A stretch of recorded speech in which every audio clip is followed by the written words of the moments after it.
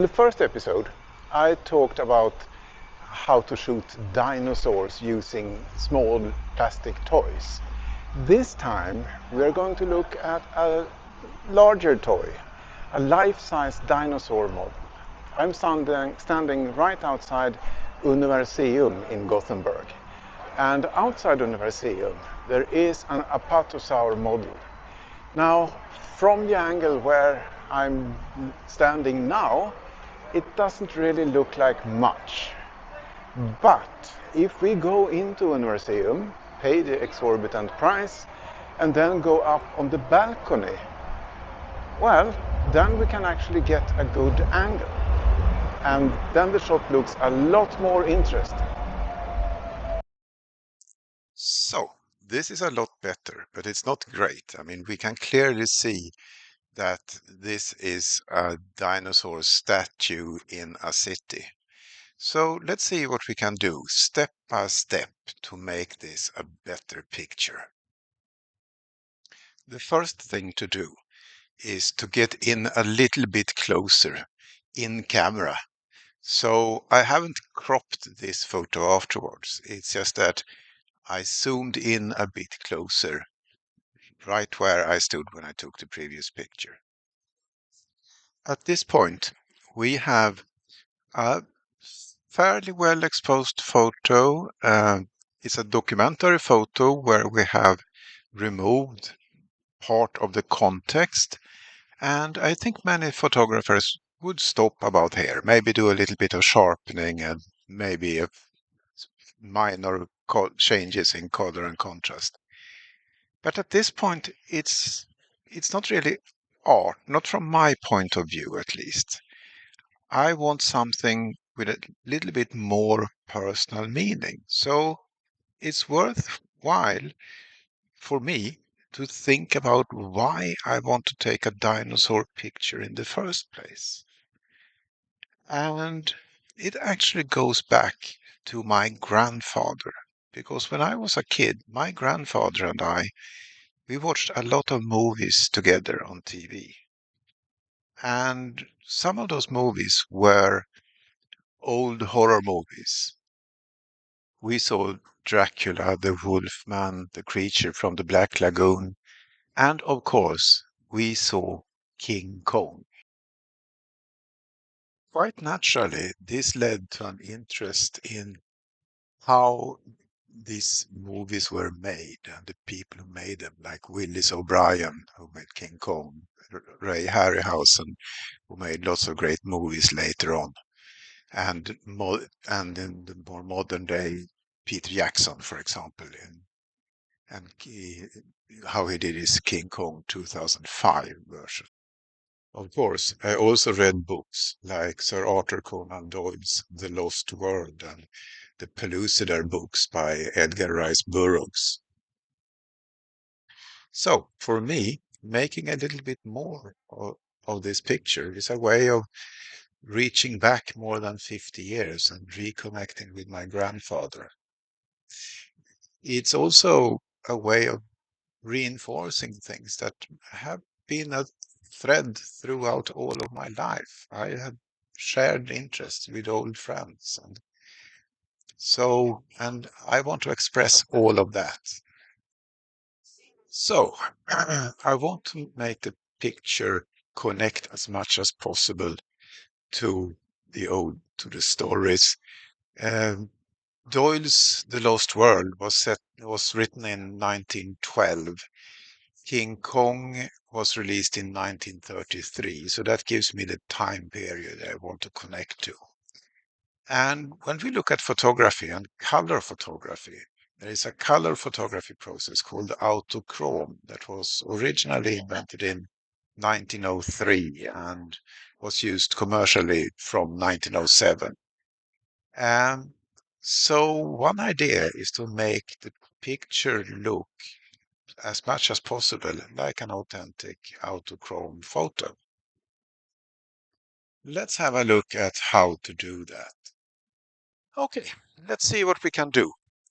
Here we are in Affinity Photo, and we are looking at the picture I showed you earlier. So there are a couple of things we want to do before we turn this into an autochrome picture. So, and what is that? Well, the background here is pretty dull. So what I want to do is I want to replace the background with a slightly more interesting background like this. This is an old photo I took a long time ago. And how do we do that? Well, one way of doing it is to mask this photo. And I actually used a compound mask for this. I started out with just a luminosity range mask, but using the luminosity ranges, whenever I masked out the sky, I also masked out part of the apatosaur. So I decided to add a separate mask for only the apatosaur, for the parts that weren't covered by the luminosity range mask.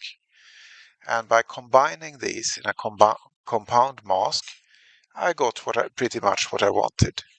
If I remove the background here, yeah, it looks pretty good.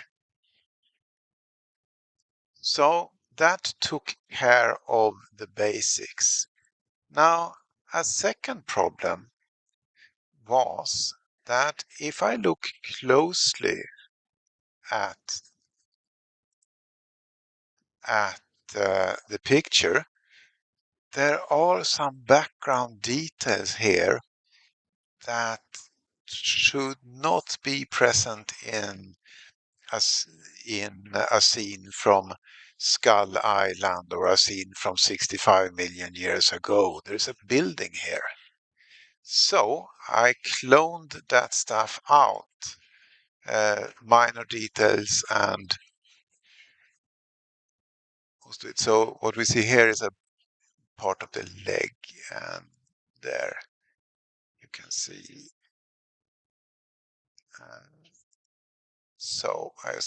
So the cloning isn't perfect here, but it doesn't really have to be. So, okay. So that took care of the basics. So we now have the foreground. What I did then was that I copied all the layers and flattened them like this, copy flattened. And I'll just show you here. I then pasted them. So I basically got a copy that looked exactly like the original. The advantage of doing this is that now I have got everything on the same layer, and that means I can send it to a plugin in the DxO Filmpack.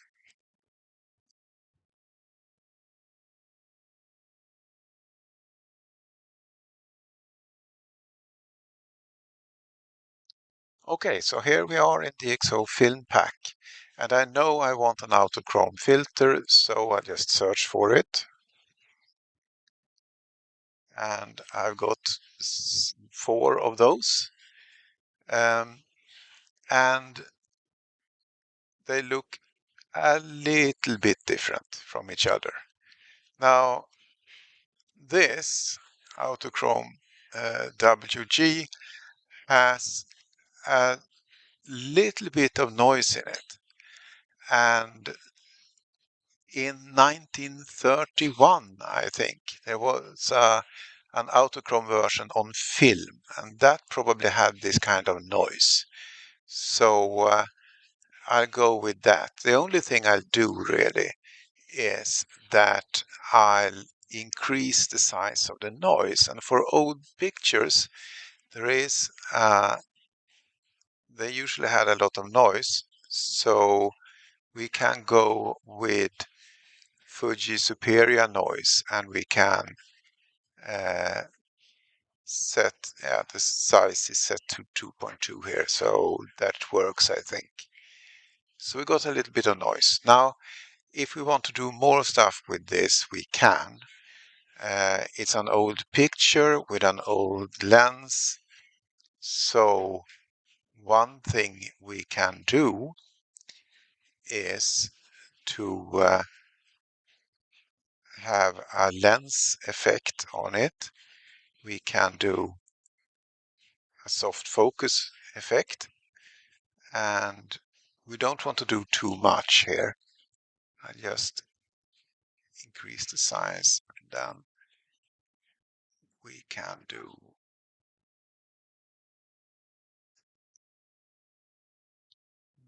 no more than 15. That gives it a little bit of a fuzzy appearance. I could also add a vignetted blur, but I won't do that. I think this is quite enough. And well, also a little bit of vignetting. And if we add a vignette to this picture, well, I'll do it really, really dark, and then we'll change the roundness a little bit, because I've seen old autochrome photos where the vignette wasn't an oval, it was more square, and it was also a bit off center, like this. And of course, not quite that heavy, so we'll reduce it a little bit. And then I think we got it like that. So let's go back, and that's our picture. Now, when I did this originally, it was a little bit different. So I got this result. Either way, it works. And that's it.